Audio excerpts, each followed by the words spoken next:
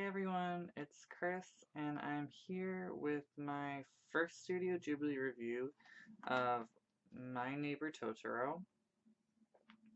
I finished this a couple days ago, actually. I know I said that the review would be up like a while back, but I got sick and a lot of other things happened, so I just wanted to postpone the review for a little while until I had actual time to sit down and watch the movie. Um, so yeah, like I said, this is my first Studio Ghibli review.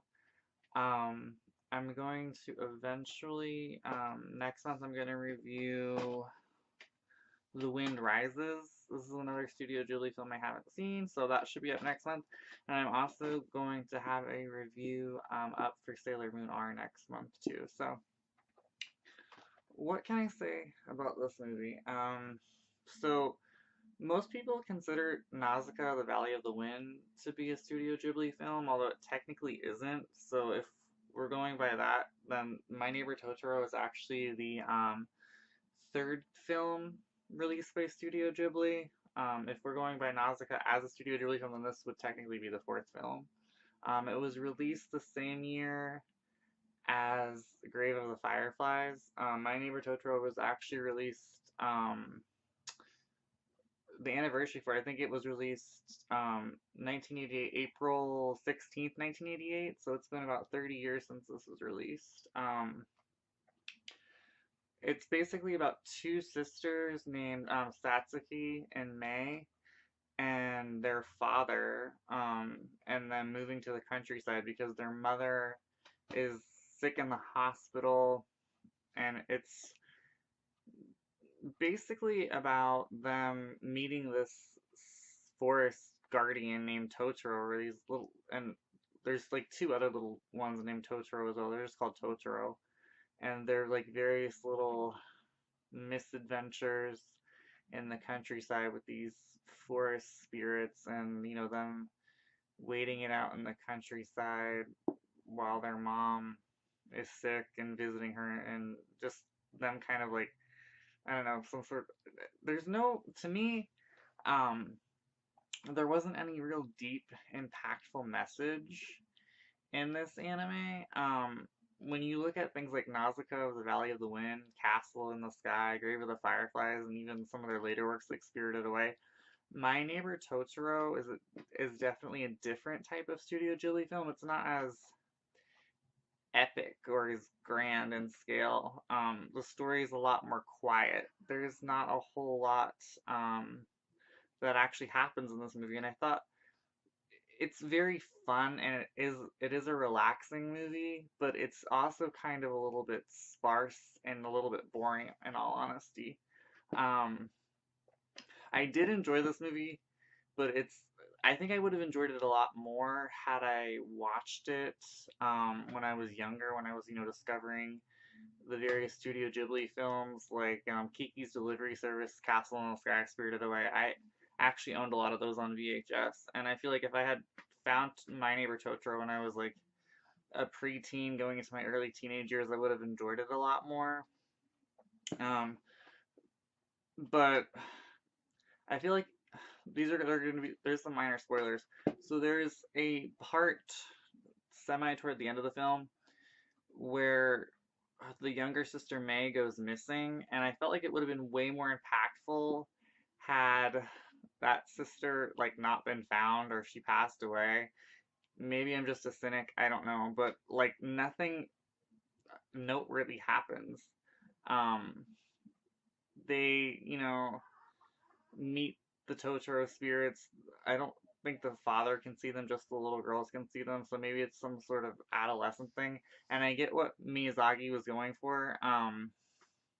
He just wanted a nice, relaxing, nice, sweet anime where there was no fighting or war or anything like that. Um, this is the Disney edition of the DVD. Um, I ended up watching this with the English dub that they did in like 2006 because with the Studio Ghibli films that got released by Disney, the subtitles with them on the Japanese version are actually more like dub titles, so it's not really an accurate translation of what they're saying in Japanese, if I'm not mistaken. So I did watch this in English.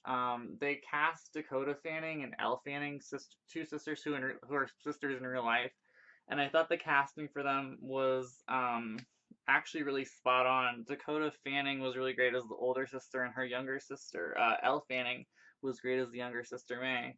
I thought the characters' voices in the English version definitely fit them really well. The only voice I wasn't too fond of was the father's voice. It took a little while to grow on me, and it felt just a little rough around the edges. Like it didn't really fit his character. But the voice acting is actually pretty good in the English version of this. Most of the Studio Ghibli dubs, they'll cast like famous people, um, well, more so famous people in the lead roles and things like that. So I thought that they did a good job, especially it was spot on having two sisters in real life voice Satsuki and Mei um, in this film. So the voice acting was really good. The music is also of a quieter note as opposed to some of the more epic Ghibli soundtracks. It is fitting.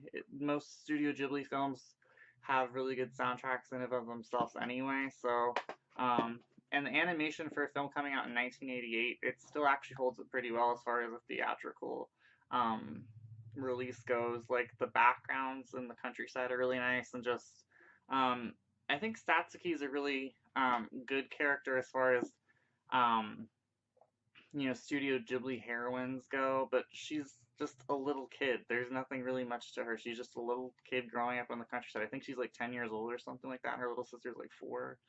I might be wrong on the ages, but that's about what they seem to be.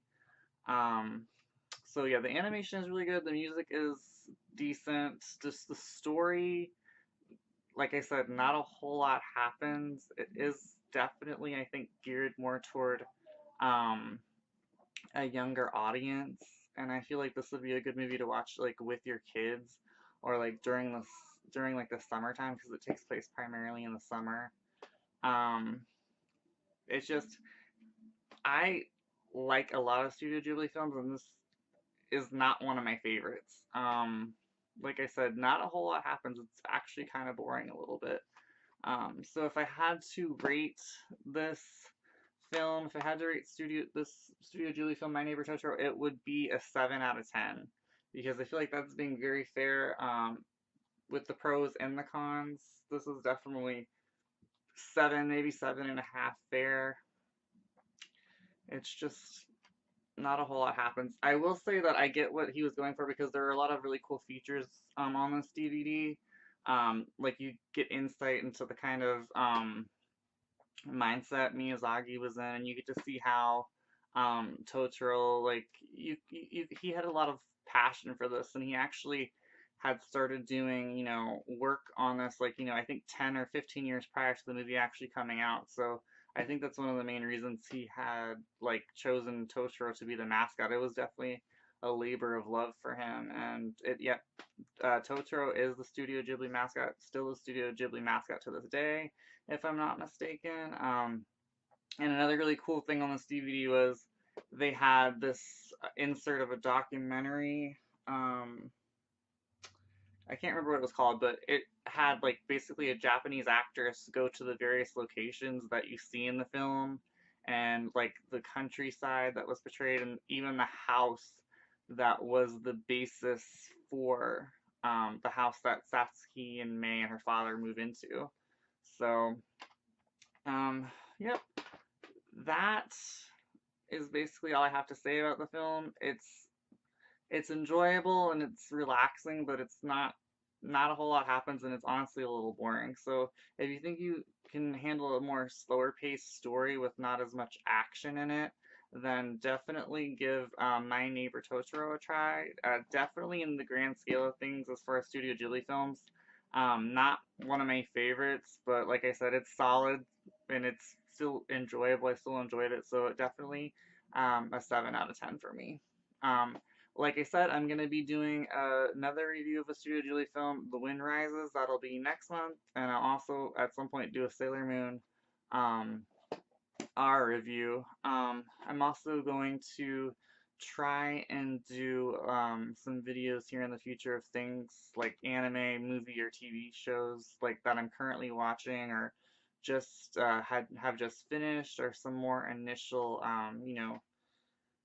thoughts on things that I've started and things like that. So look for those, and I should be back probably in like another couple of days with the pickups video of everything that I bought for the month of April. So I hope you guys enjoyed this review slash rant.